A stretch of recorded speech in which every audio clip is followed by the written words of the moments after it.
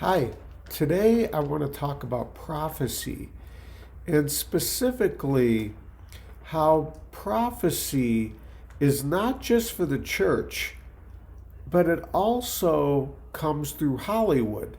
Like in the Star Trek episodes, there is an episode that the writers of Star Trek take them back in a time warp in the year 2024, September, actually.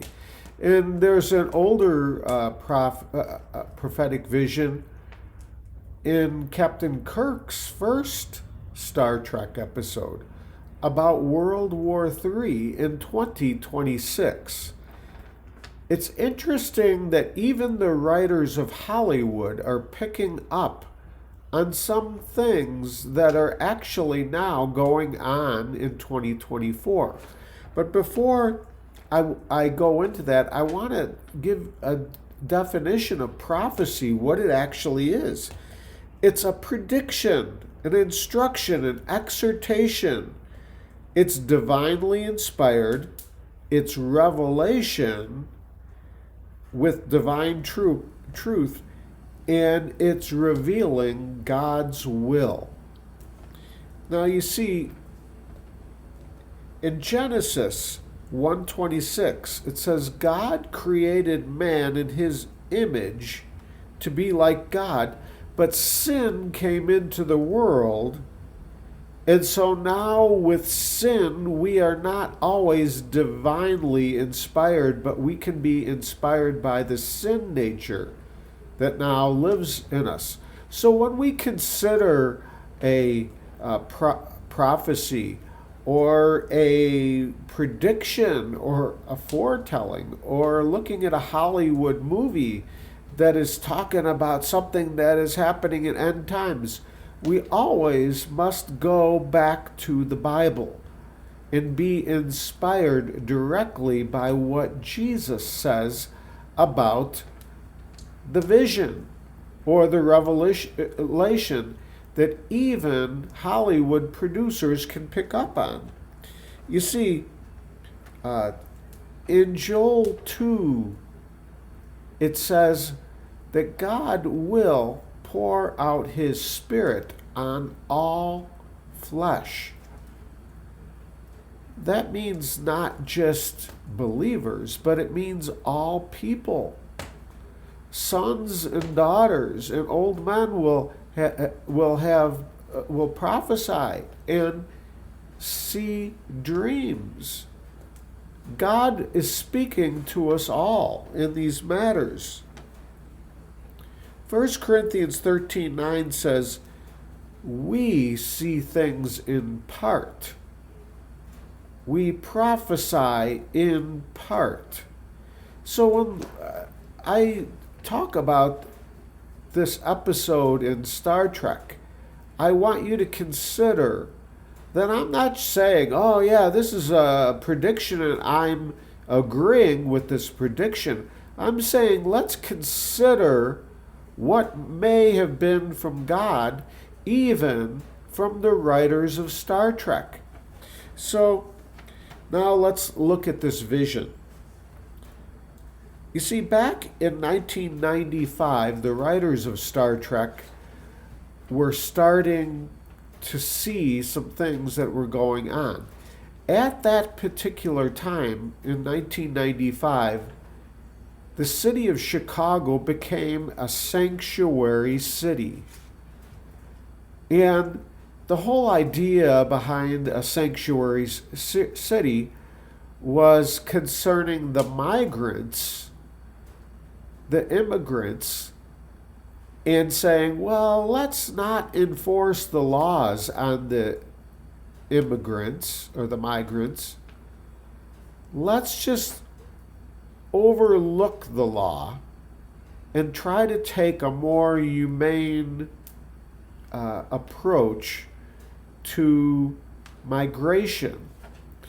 Well, back in 1995, when the writers of Star Trek were writing this episode, I kind of wonder if they didn't pick up on this news that was going on back in their day and say, hey, let's make a Star Trek episode that shows what's going to happen as a result of the sanctuary cities.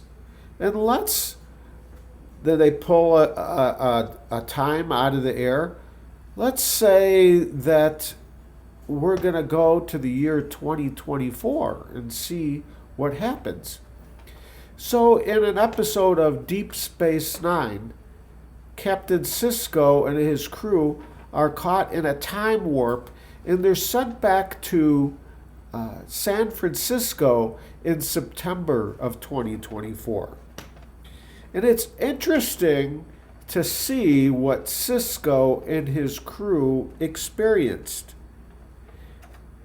You see, this episode was called Past Tense. Yes, that's the name of it. But what they experienced was, in this episode of Star Trek, was a sanctuary city with migrants, homeless people, and a sanctuary district that was developed by the government at that time in 2024. Sisko commented on the history. He said he was so glad to go back. So from him, he was going from the future back into 2024. But for us, the writers of Star Trek, were taking us in advance to 2024.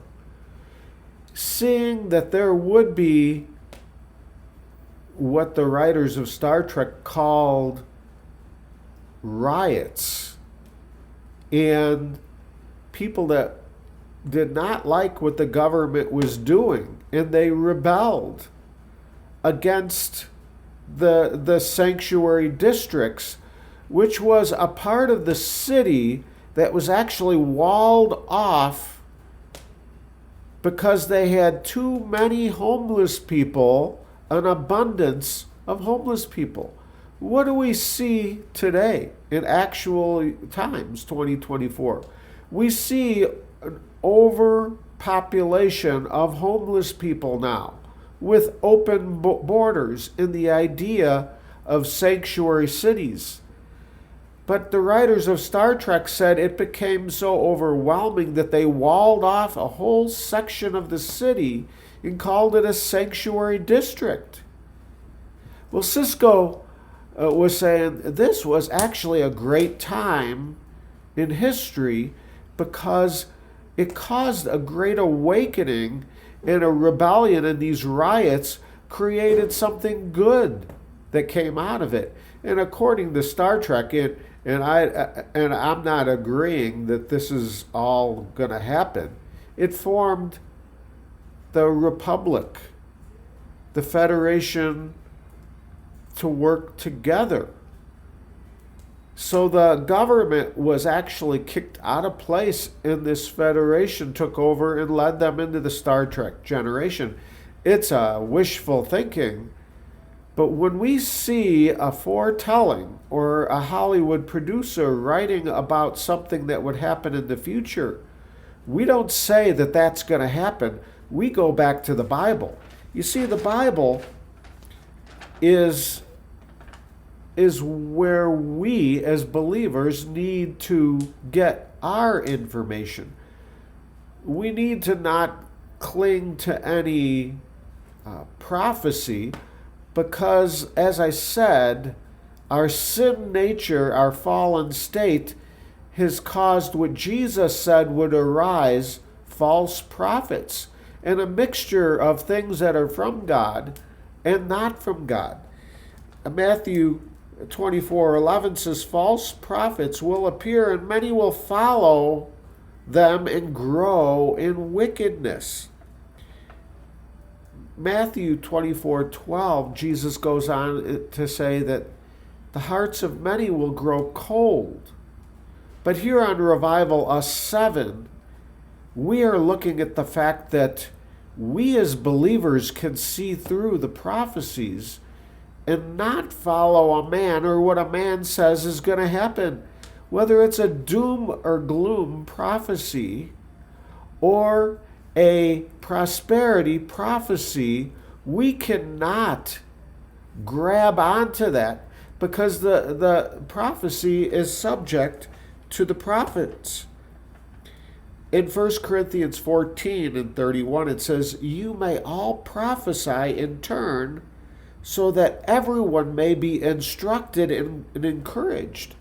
And we get that by going back to what Jesus says in the Bible.